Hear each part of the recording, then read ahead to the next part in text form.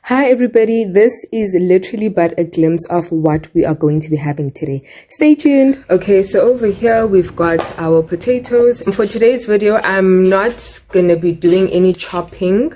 Usually I cook my potatoes with the skin on, but today I want to try something different, okay? And while you peel your potatoes, your water should be boiling. And let me put my stove. So I'm putting my stove on 3. I'm putting my stove on 4, and then I'm boiling the water so that when I'm done peeling, I can just start cooking. And also for today's video, I'm literally going to freestyle everything, right? Yeah, that's why I didn't start off the video with taking a picture or a short video of all of the ingredients, because today I'm literally just gonna freestyle and see how everything goes. So over here, once you're done peeling and rinsing all of your potatoes, just put them aside. This is the pot that we are gonna be cooking with. It's been on 4 for quite some time. So now, oh, okay, no, that is actually enough salt. I add a bit of salt, and I know it's gonna bubble up because I left it a bit longer. Oh, actually, that is perfect. So you add your boiling water to the pot. I start with the salt because I like the water to dissolve the salt nicely when it's being put in there. You don't have to wait for the water to really start boiling. I'm happy with how hot it's looking. So I add my potatoes in there one by one. Yo guys, I'm just hoping that they fit in the pot, because I love this medium-sized pot. I use it for anything and everything. Like, even if I have to squish, I will never use that big pot unless if really. Okay, so the water just about covers. I might throw out some water. Should we do that now? Let's do that now. I don't want it to overspill. Okay, it's still pretty full, but I hope you can see that I did take out some water.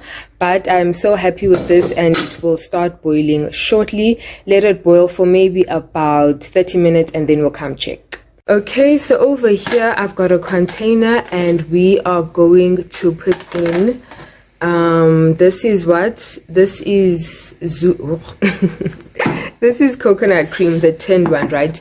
You can definitely use the dairy one, but sometimes I do avoid dairy. So so for today we're using this one, but if you use dairy, it's gonna be perfect as well for the recipe. So we're gonna have that opened up.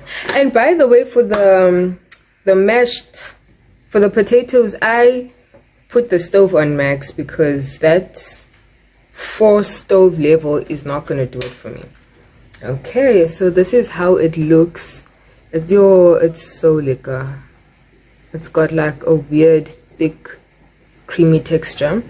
So that's how it looks, and then I'm just gonna put this aside.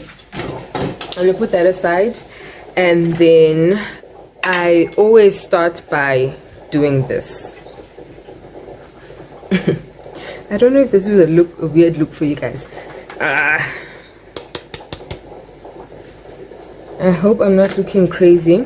Sometimes it actually comes out without any hassles, hey? Like this. But then if it's giving me this drama, I literally just do this. Woo! Okay, let me just focus. And then I don't know if you see all of that water, and then okay, now it's coming out much easier. So the spoon has almost done its work. So there's still a bit left. So I just do this. The thing is, I don't like scraping the tin with another metal thing. So I'm trying to be so careful with this. I actually wish it could just all come out at once. Like when I scoop this out, I don't want to hear the sound of the spoon against the tin. I don't know. I hope I'm not... I don't know. That's just how I am. But anyway, it doesn't matter. That's enough. So your cream comes out in this thick consistency, and then it's got that watery thing around. So your job is just to mix it all together. until it is nice and smooth.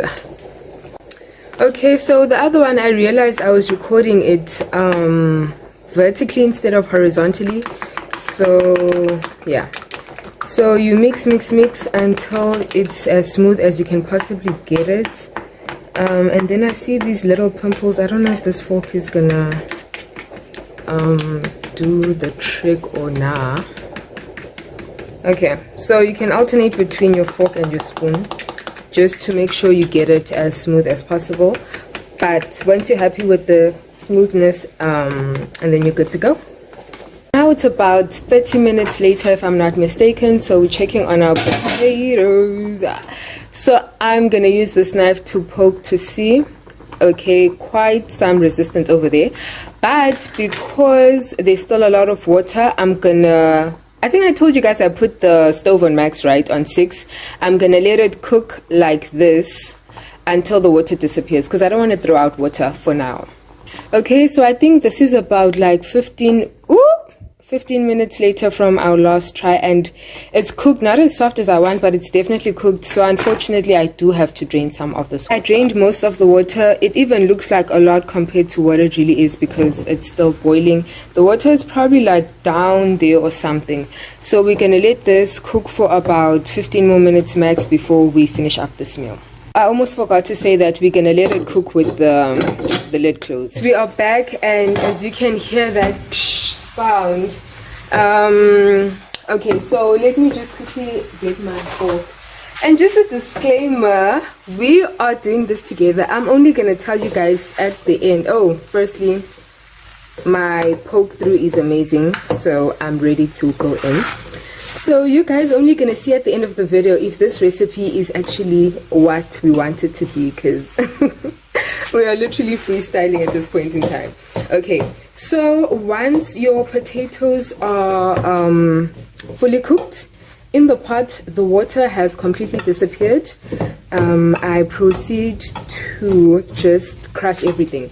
So you literally crush everything like this until everything is completed.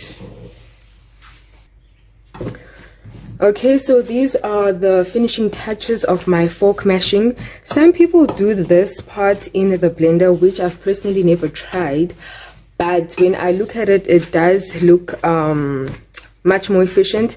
But I'm not gonna lie, it also looks like so tedious. When I cook, I don't like to transfer things. Woo! Ow! I don't like to transfer. Okay, so be careful here, because I'm supposed to be using the longer cooking one, not this actual fork and eating fork. Yeah, the whole blender thing looks a bit tedious for me, and when I cook, I like it to be the simpler the entire process, the better. Okay, so now we are done with the fork mashing. Mash it up until you are happy with it. Okay, also before we move on to the next step, when you are mashing it, to know, like for example, when you're done, if you don't have a good idea, I don't know how I can maybe show it, like, yeah, so you can maybe do this to see if you are satisfied. I don't know if I can, by zooming in, can you see that you don't see the humps? I'm sure there might be humps still, but here you don't see it, and you can check another spot, you don't see any humps. Okay, let's try to see if I can zoom in. Woo! I can zoom in. Okay, you can see how nice this is. There's no Humpty Dumpty whatever. Okay, so that's a good indicator. I've seen this happen to so many people before. Oh my goodness. Guys, I literally forgot to film the part where I add the butter and the cream. So I added 60% of the cream and 1 teaspoon of the butter. Please don't kill me. Keep on tasting for the salt. Add more salt if you need more salt. So after adding the cream and butter, you mix everything together. It changes from the dry fluffiness to this cream smoothness. So within your mixing, you alternate your mixing between this. If your food is smooth enough, this is like the get it out of the way, let's get this done nice and quickly. And this one, the makoti, working very hard in the kitchen to make this right. Okay, And then also you can alternate the fork. I'm showing you guys this because I want to do the rest of this off camera.